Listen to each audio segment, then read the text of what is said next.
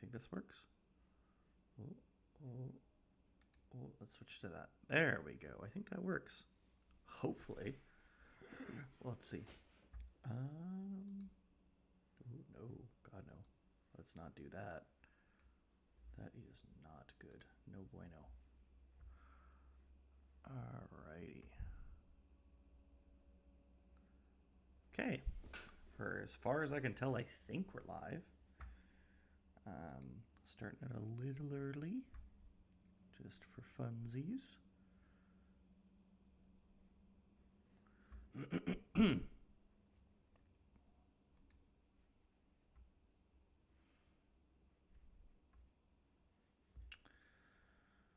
Alrighty. For those tune in later, I guess, to go back in the timestamp. Still working on the Patreon. Hoping here by the end of the month I should have it available. I still need to do a bunch of stuff, as you see, back end stuff. But my hope is I will be giving, let's see here, we can go up here for a second. I'm hoping to give, oh, you can see that, sweet. I'm hoping to give, where are you? There we go. Some Heltica, oh, not Heltica, spoilers, and a Emmaus photo. So that should be, let's move this over.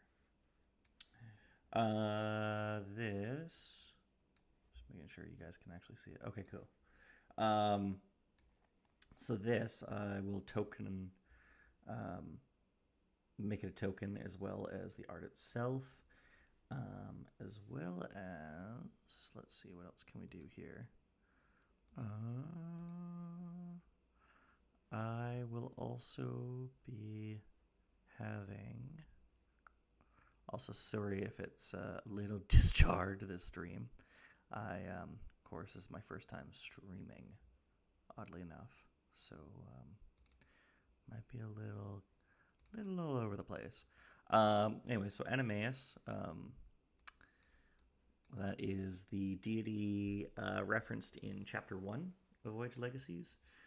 It's kind of a deity of unhinged chaos.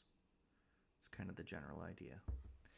And then we have, I'll make a token of each of them here shortly, but there will also be the Goblin.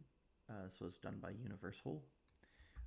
Great artists. So all artists are actually local to the same city I'm in, which is cool. Yes, I know. That's a female goblin. So all the goblin, or a race of the goblin, all the race headshots are done. I've commissioned a local artist for them. So all of the race headshots are done. Full bodies later on. I'm hoping to get out, hopefully before this time next year, based on Universal's schedule. Granted, Universal's also working on all the creature and mob art too, so Universal's gonna be real busy. Hopefully, hopefully Matt can get it all done. And then we got the Goblin female, the Goblin male, and Emmaus, who I had right here, ta-da,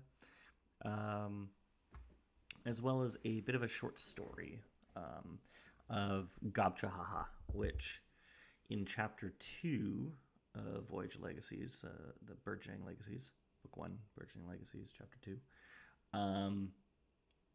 the players ended the session at Gobchahaha.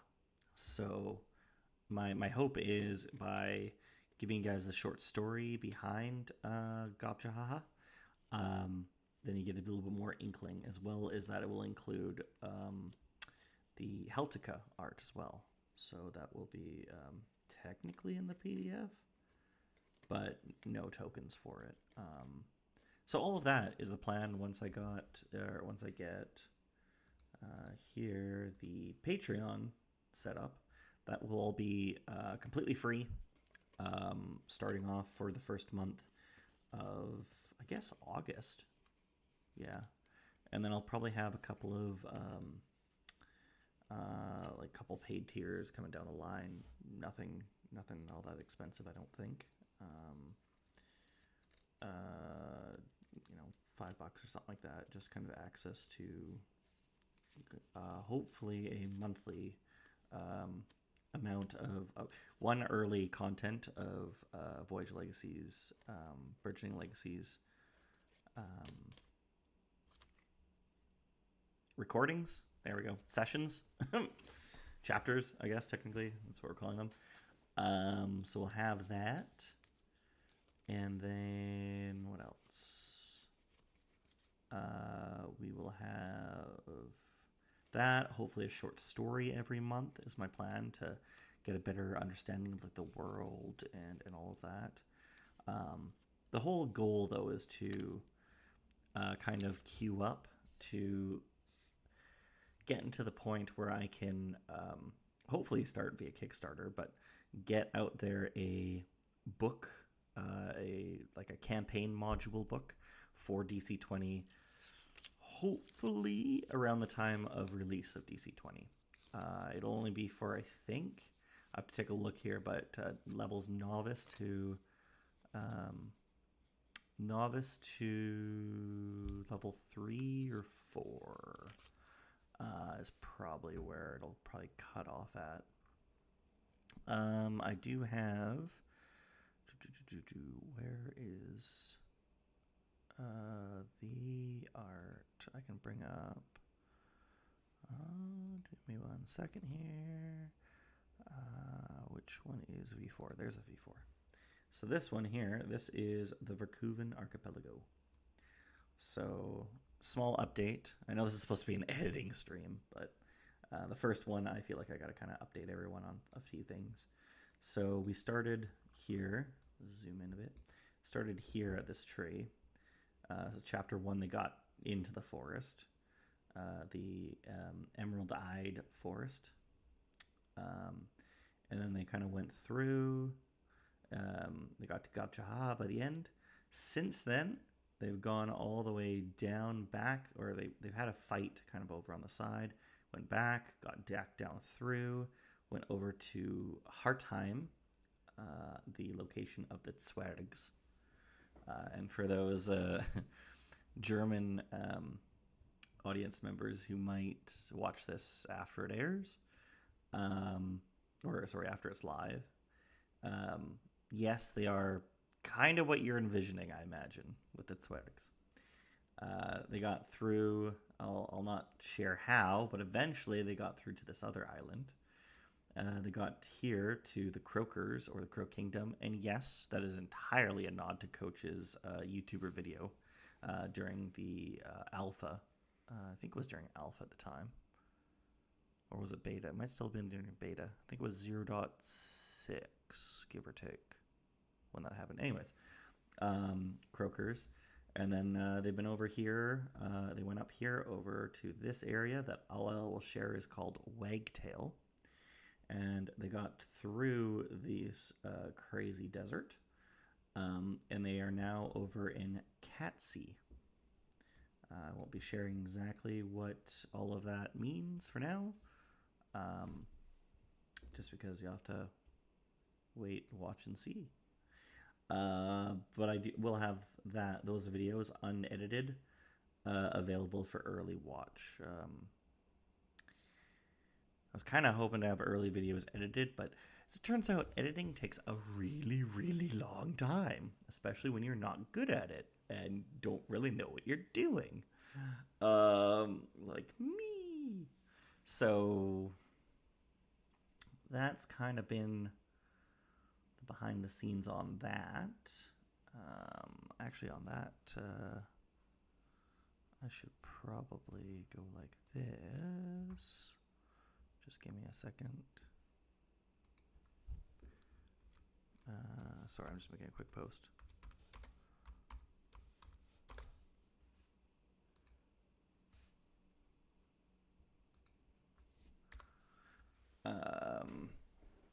yeah, so this is the plan for, excuse me. It's kind of the plan for we're getting everyone up to date on kind of the plan here. And then the plan is like from a game standpoint. I want all of these islands discovered by the group, by these outer worlders, as they name themselves, not me. They are the second group to go through this. The first group, which was not filmed, and disbanded, as so many groups tend to, unfortunately. Though they got through a good portion. They were known as what were they known as? The Chosen. They were known as the Chosen. Again, they self-called that themselves. Like I say in the videos for Voyage Legacies, at least for as a general concept, is I create a framework, right? GM, create a framework, or architect, I like to think.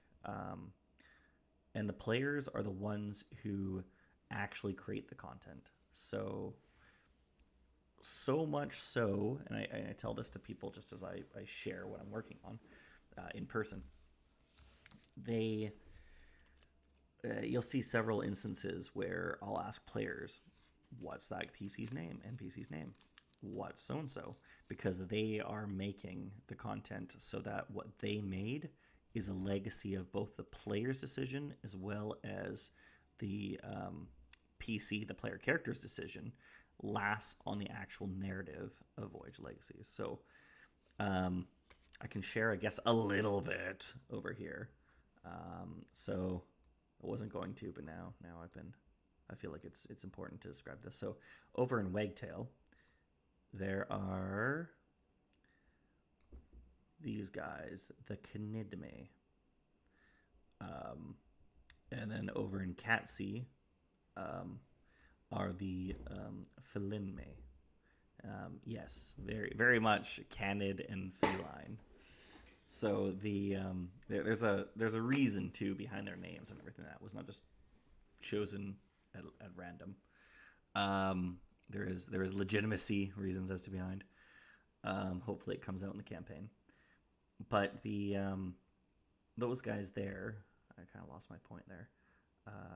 Wagtail, Catsea. Oh, that's what it was. So over in Wagtail, for example, one of my players beforehand, and I did cite this in the chapter once it gets to public release, is you know how some cultures, they kind of do like a handshake, like, you know, hi, I'm Kyle, right? You know, that kind of idea. Other cultures, you know, like, I'm Kyle, and they do a bow, as hopefully they don't drop their hat. But my one player decided to, and he spent a lot of resources to make this happen. He decided, no, I want their cultural greeting to be doing the gritty. And if you don't know what the gritty is, it's typically popularized by sports. The gritty is that kind of like shuffling dance move kind of thing. If you Google the gritty, I'm sure it'll come up. And so that's their cultural kind of greeting is the gritty. So the player made it that is officially canon, is doing the gritty. Another, for example, Heltica. Heltica was one of my first. I also have what's known, I call them my solo players. So I also have my solo players, and so they come in and they're not part of a group. Sometimes it's just two people, and it's not really solo players. Or solo players meet up and have a session together, mainly because of time constraints. Giving everyone a solo campaign is hard, or solo sessions. And so, like, one of my solo players, oddly enough, also my brother, created, I said, I've got this idea for the deity. What is its name, right? And so Heltica ended up becoming the deity, who he then dropped, but that's a whole nother story.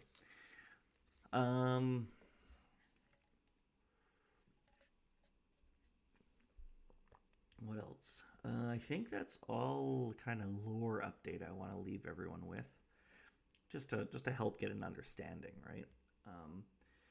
I was thinking if people enjoy the stream, to be honest, I don't even know if anyone's watching because first time streaming, so I don't even know what is going on. We'll see. I imagine at some point it would tell me if someone's in here, so I'm going to assume no one's in here. So what was I thinking? Can't remember. Oh, so the point is, right, the point, and what I'm hoping to call this is the voyage of editing is I am sometimes terrible when it comes to editing, so to kind of help out, as well as share any tips or ideas, I figured to run these streams right after Coach's Patreon live stream, so that I can kind of answer some questions, or you can kind of see what it looks like behind the scenes of editing if you're ever interested. T and Tori is way better at this, 100%. I would say T and Tori is a professional editing, by all means, and whoever does Bardic Aggravations edits, like, you know, hats off to you too. I'm not there. I hope to eventually maybe get to that stage. I have recently taken on a editor, though she has got other projects on the go, so you know it's going to be a little bit of time before we'll start seeing her work kind of shuffle in, I feel like, even though I did just get an update today, so that was kind of cool.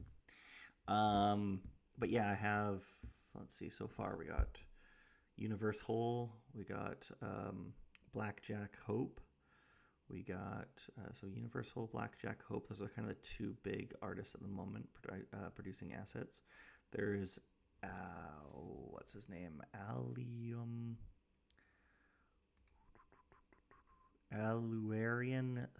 Therum? I always get his name wrong.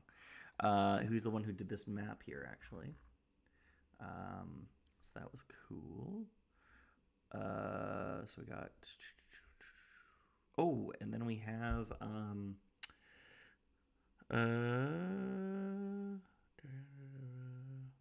we have one of my players...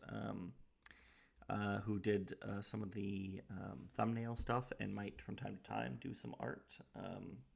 Enchanted Wisp or Wild Dragon, used to be Wild Dragoon.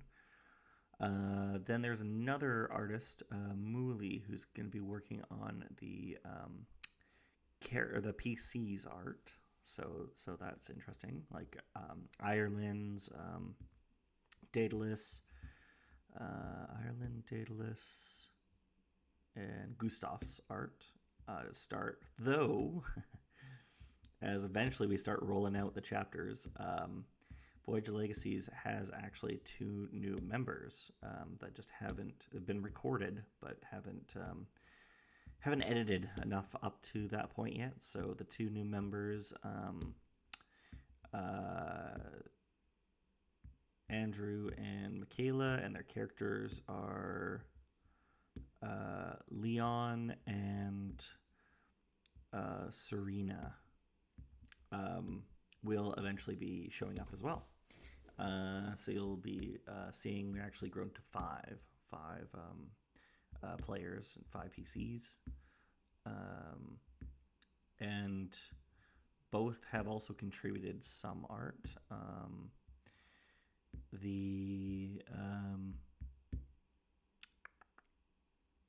Serena, or Michaela, is actually been working on a couple of recipes. So there's a couple of recipes for some of the races. Plan is to also get kind of perhaps a recipe book going, as well as like that short story book for those who want a deeper understanding of the kind of lore and setting of the campaign. So that's going on too. I do want to shout out someone. He's not local. He's actually in, I believe, Norway or Sweden. Scandinavian country for sure. Alexander Nakarada, who I have his Patreon. Maybe I'll show it in a little bit here. He does some really awesome custom compositions. There we go. I almost said compilations. Compositions. So he's in the music you hear in the background of Voyage. That's 100% all him so far. He is probably the only artist who is not local. Otherwise, everyone else is 100% local. At least at the moment. Also the logo that you should be able to see in the top left there, the Voyage Legacies logo. That was also Universal as well. So that was cool. I wasn't going to showcase it, but now I feel like I should. Just because I'm super thrilled about it. Do I have it ready? Where are you, Universal? There you are. Also, my token. So if I ever was like had a character for like an online game or something like that, and I need like my own player kind of image. Here, I'll bring it up. Would be like that, as well as to potentially animate in the future. There's also one with the mouth open. Like Universal did a great job. I feel like I am a little thicker in real life. I guess that's the best way to put it. But outside of that, great job, of course. And speaking of which, sorry, just Discord message from Universal as it stands. So that was kind of funny. But can I showcase this? Yeah, I could probably showcase this. Speaking of, there we go. Here's a little sneak peek. So in chapter 1, I talked about a bitrab. Here's a little short sneak peek on a bitrab. Oh, I don't know if I can actually bring it out now. Can I? Oh yeah, there we go. Yeah, and different variations too.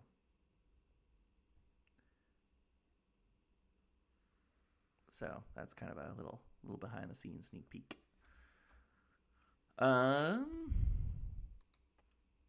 Yeah, so lots of work every week. I still work full time too at a job locally, so can't quite contribute everything as much as I'd like. But yeah, that's kind of the idea. And then another thing too.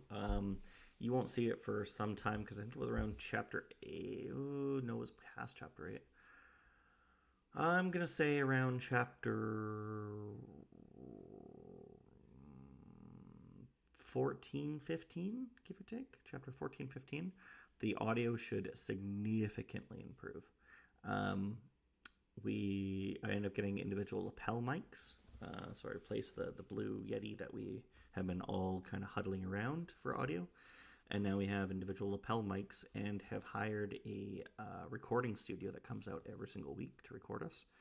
That recording studio is Beat Niche Records, Beat Niche Recording, something like that. So that's cool. So they come out every week and do our recordings, live audio editing. They only do audio, they don't do video. So that is the next change is, believe it or not, and I do feel bad about it, the reason why the video quality is so grainy is because ever since we started, we have been recording on my S22. So yes, all the footage is recorded via, actually the stream right now is also recorded via the S22. The difference is I'm close enough that I could poke it versus when we record, it has to be put far enough away to capture everyone, which is also why I think the quality goes down significantly. So there's that. What else?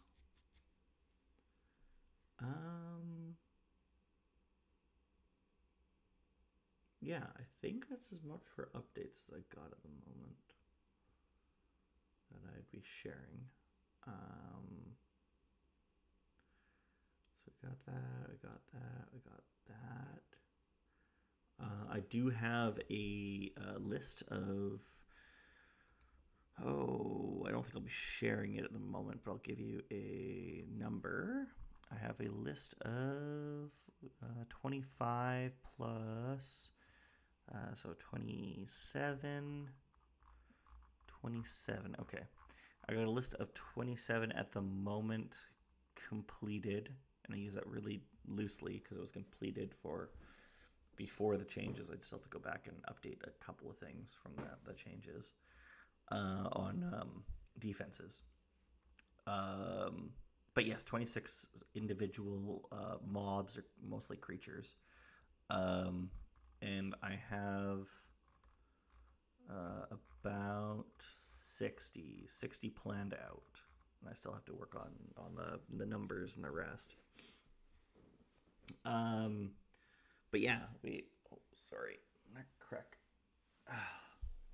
I might do that from time to time. Long story, I was in a car accident years ago, and I'm better, but still some residual stuff, neck cracking, you might see happen from time to time.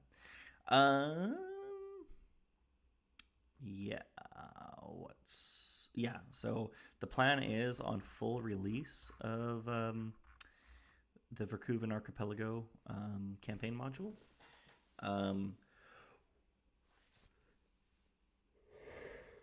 Which may or may not be what it ends up being called. I mean, Verkuven Archipelago, that is the group of islands, but the actual module might have a different name, a la Curse of Strahd, not the Strahd campaign. Like, I don't know.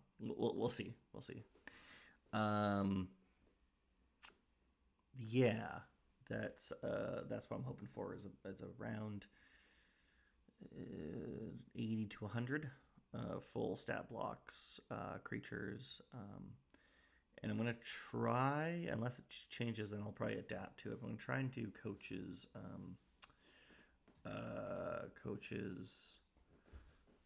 methodology of his campaign writing, or I shouldn't say campaign, but scenario writing. I mean, essentially, just be expanded to campaign, but that kind of idea where I'm hoping part of the book will be formulated with like a general overview and like an understanding, kind of like almost like a game system, but not just for the campaign, right? But then doing individual session to session kind of little chapters that you could that the GM could easily just look at and run right on the spot, kind of idea, with some opportunities for opportunities for taking a different path than the path that we were showcased here, right? I was kind of hoping the book by the end of it would be like a kind of choose your own adventure book in a way as a campaign module. So kind of if you look back to chapter 1, I said, like you come out of the tree to the north, there's a bunch of like hustle and bustle you hear in the distance, some smoke. To the south, banging and tons of plumes of dark black soot smoke. And then to the east, directly ahead of you, you see a large sprawling forest with a bunch of creatures, little bunny-like creatures, jumping about on the forest floor on the edge of it. And the canopy, little squirrel-like creatures kind of, jumping from tree branch to tree branch, that kind of idea. Where if the players decided, I'm going to go to the settlement out in the north, then you would actually flip to that scenario or session, and then it would start that little miniature arc. And then maybe you'd be at Gobchaha, way later, maybe at the end of the campaign kind of thing, right? Versus my players decided to go to the forest, and that led them to Gobchaha first. that general gist, right? So I'd like to it's choose your own adventure sort of style with the Verkuven Archipelago. The ending does have, for those wondering, does have potential for multiple endings. It's not always the same ending. In the same way that Choose Your Own Adventure books kind of have a different potential ending as well.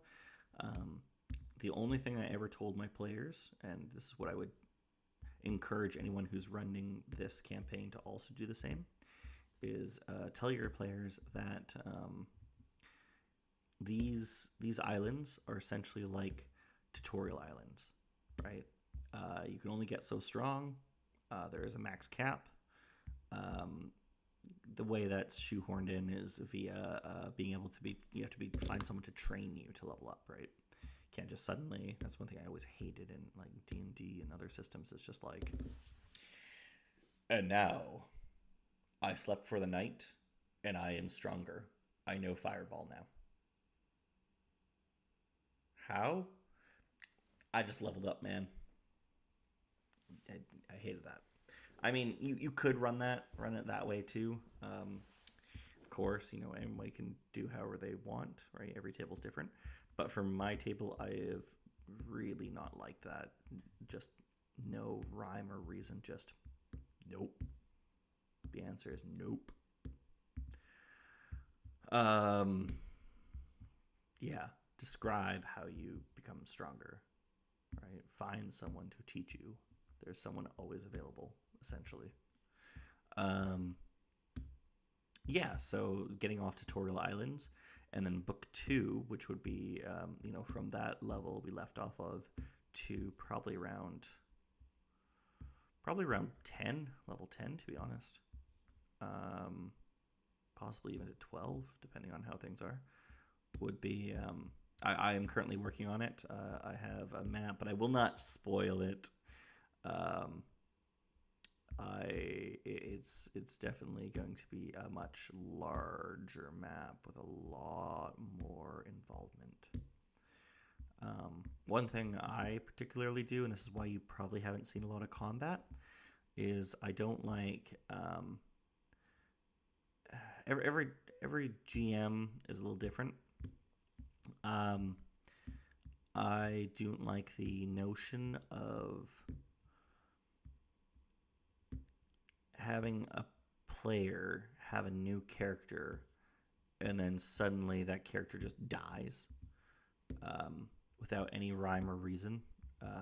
Well, I mean, during combat, right? It's just like, and you rolled bad, you die. New character sheet. For some, one-shots, totally acceptable. For a long-term campaign, I don't feel it's as acceptable because there's no weight behind it.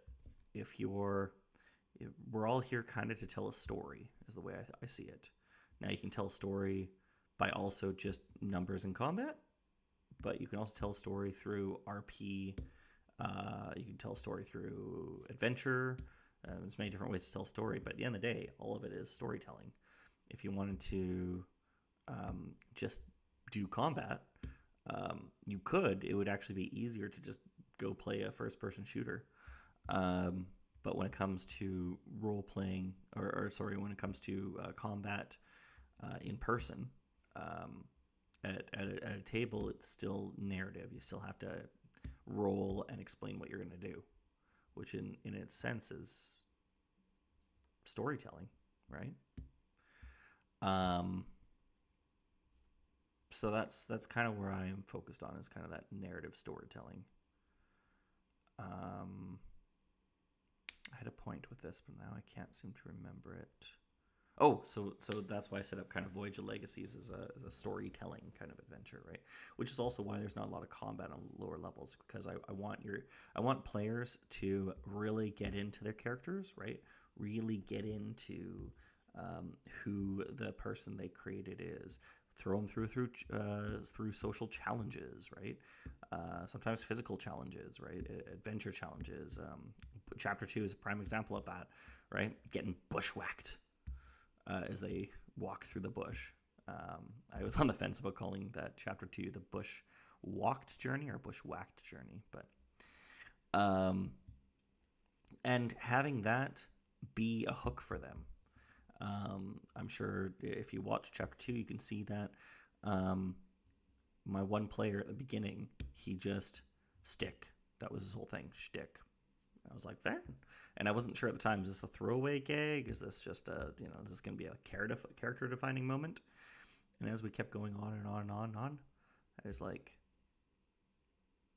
you are doing terrible. You are bleeding a lot. And you really like to keep bringing the stick back into it. So maybe this is more than just a returning gag. Maybe this becomes character defining.